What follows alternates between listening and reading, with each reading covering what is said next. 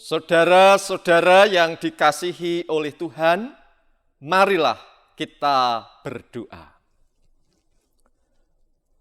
Bapa kami yang di surga, kami bersyukur atas kasih setiamu yang tidak berkesudahan. Salah satu wujud nyata bahwa kasih setia Allah tidak berkesudahan ialah Bapa yang kekal, berkenan menyapa kami yang fana melalui pemberitaan firman Tuhan. Ya Roh Kudus, tolonglah kami semua tanpa kecuali, agar kami dapat mengerti kebenaran firman Allah dan menjadi pelaku-pelaku firman yang setia. Kami berdoa di dalam nama Tuhan Yesus Kristus. Amin.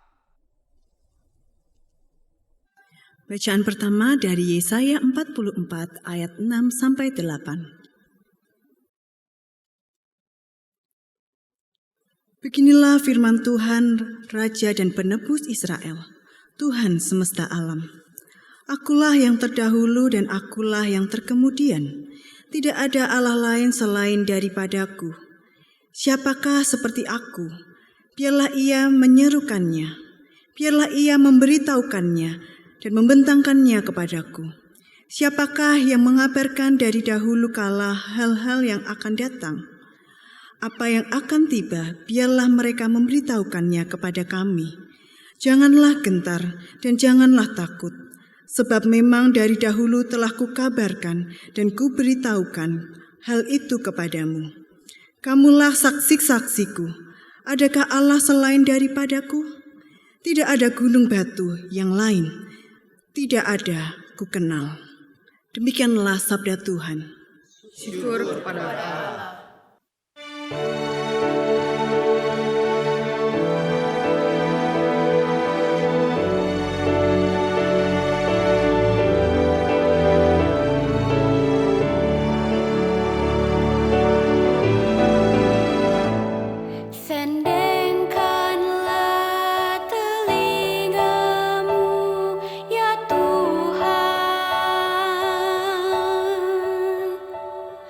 Pasang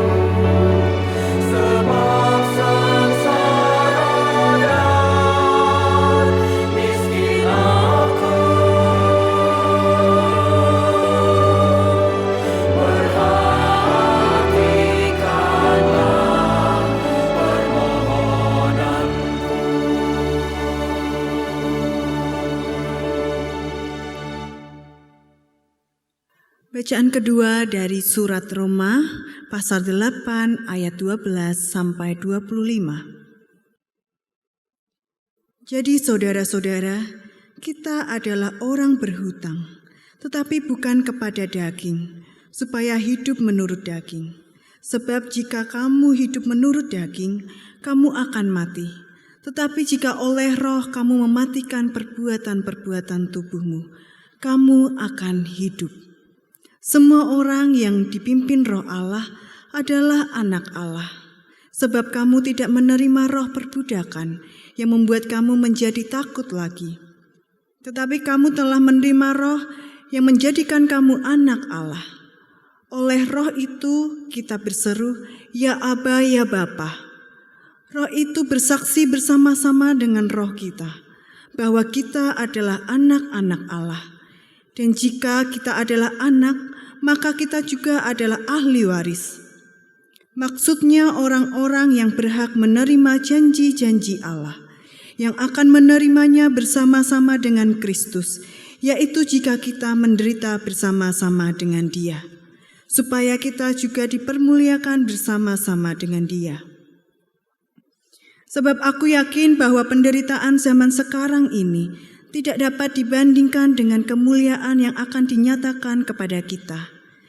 Sebab dengan sangat rindu, seluruh makhluk menantikan saat anak-anak Allah dinyatakan.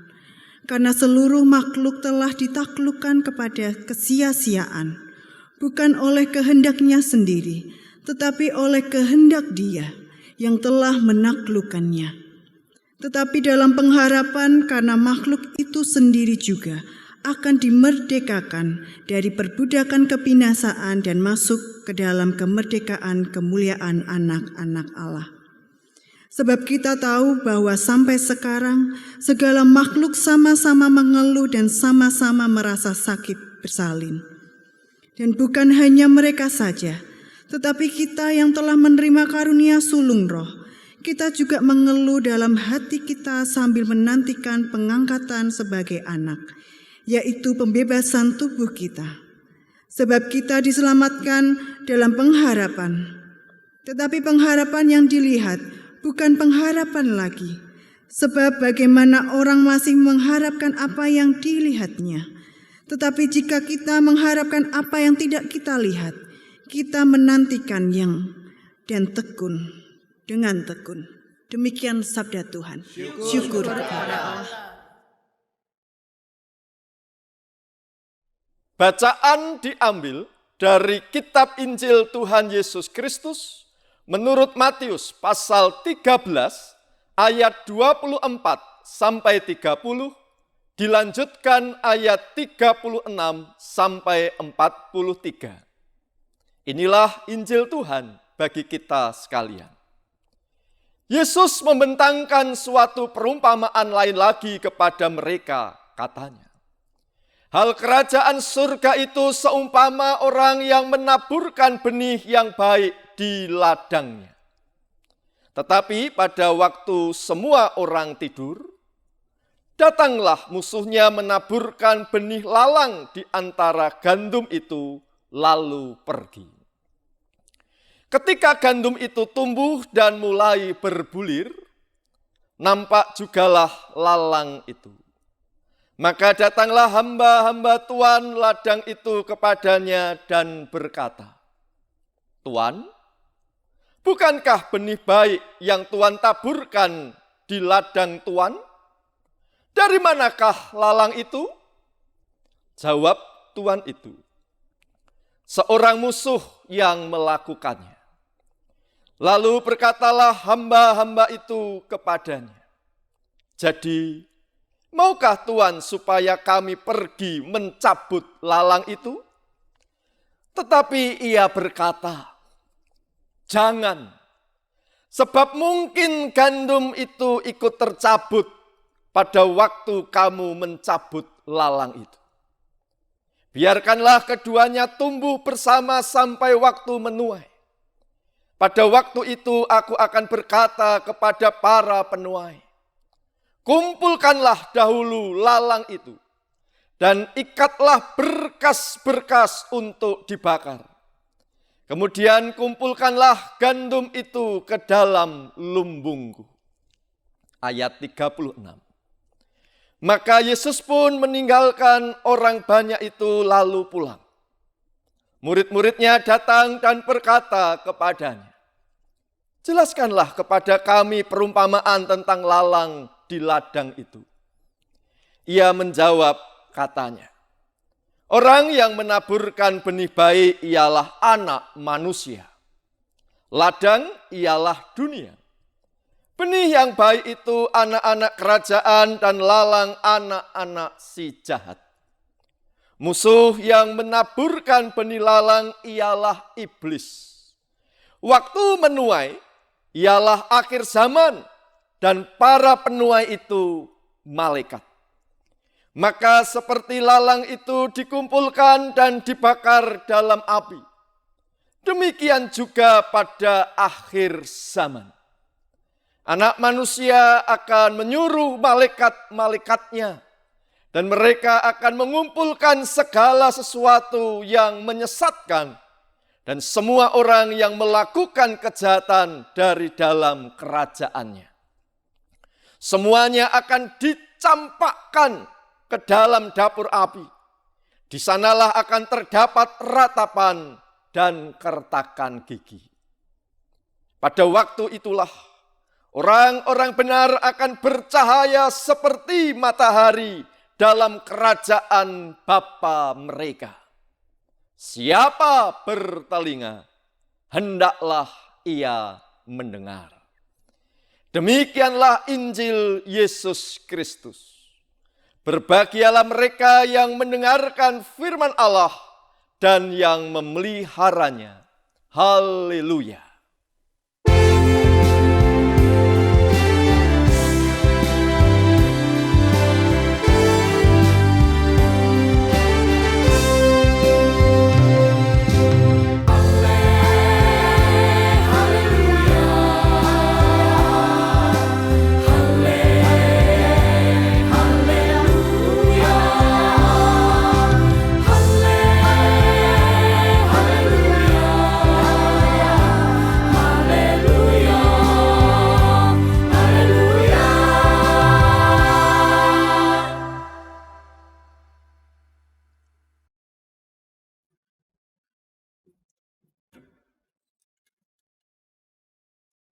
Saudara-saudara yang dikasihi oleh Tuhan, dimanapun saudara sekalian pada saat ini berada.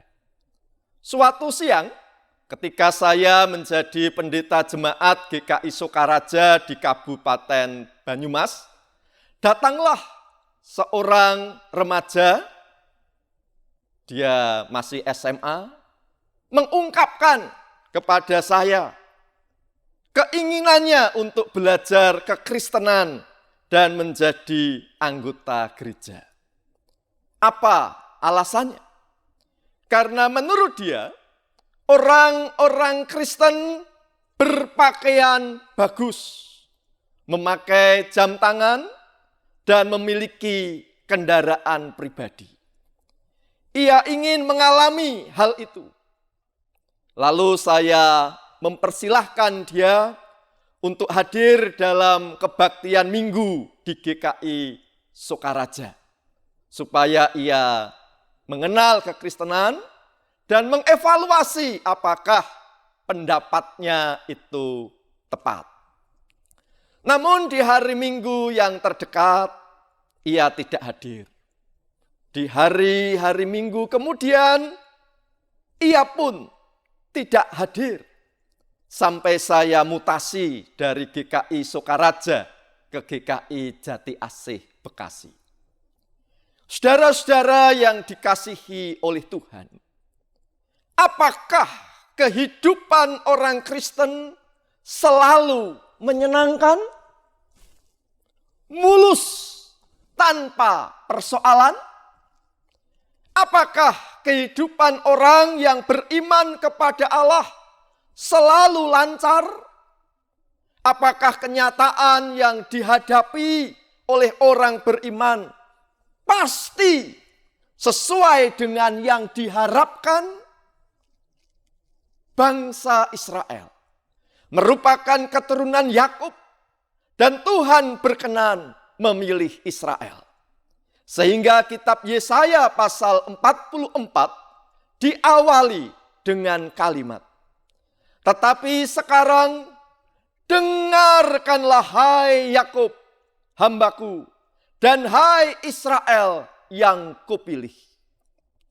Apa yang dihadapi oleh bangsa Israel pada saat itu? Mereka sedang mengalami pembuangan di Babel. Sebuah kehidupan yang penuh dengan tantangan dan persoalan. Kitab Mazmur pasal 86 diberi keterangan doa Daud. Daud juga orang yang beriman kepada Allah.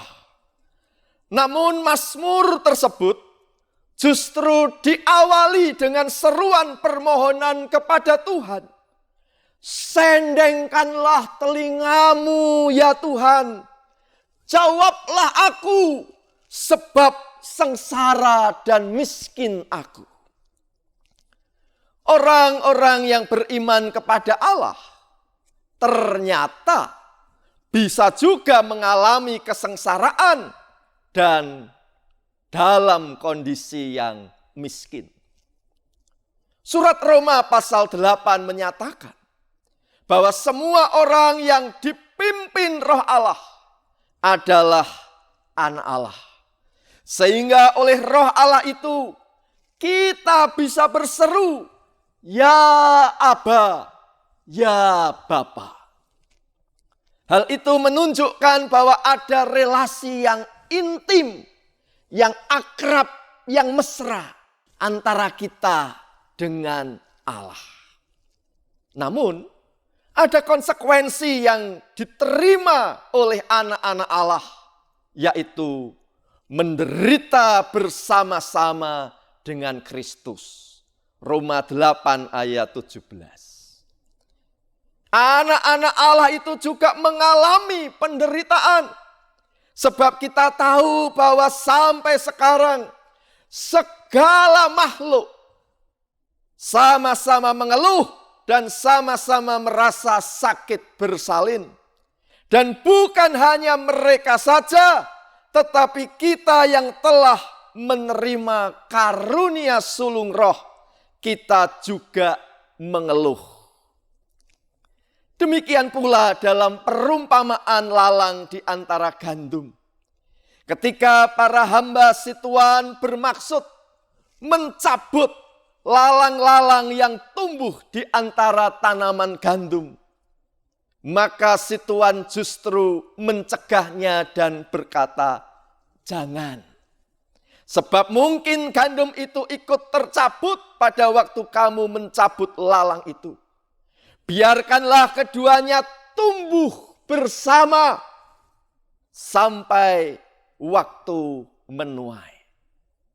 Saudara-saudara yang dikasihi oleh Tuhan, dari pembacaan Alkitab pada hari ini, kita diajak untuk memperhatikan yang pertama, jangan melarikan diri dari kenyataan.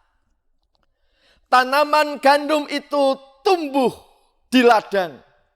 Ladang itu adalah dunia ini, bukan surga.